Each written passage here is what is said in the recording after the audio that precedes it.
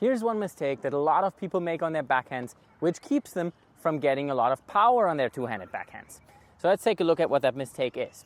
A lot of people position themselves very sideways with their feet, with very close stance when they're hitting their backhands.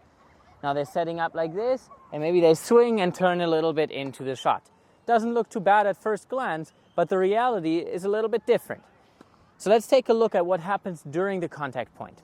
If I'm positioning myself like this, and I do not rotate my feet into the court before the contact point, my contact point for a down the line shot will look something like this. For a cross court shot will look something like this.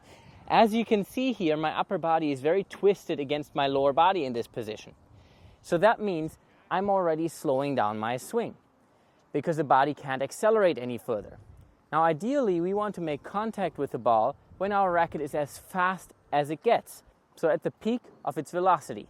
So we need to make sure that our body is completely straight during the contact point to have a contact point with the most amount of power. So for example, I would like to make contact on a cross-court shot somewhere like this.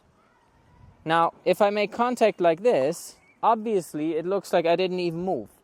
Now on the backswing, we would take our racket back here, right? And on our swing, we would swing through the ball like this.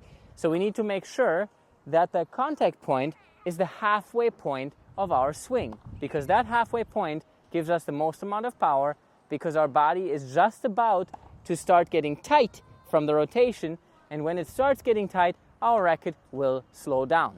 So we need to find a contact point where our body is straight, so we get the most amount of power output into our shots. Now, how do we do that?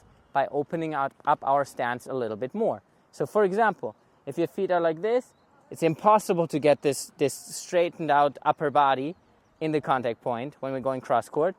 But if I'm standing like this, for example, which is kind of like a semi-closed stance, I can make contact like this, hit the ball cross court, and stay completely straight. That is why the semi-open stance or semi-closed stance is the most successful stance to create a lot of power on your backhand.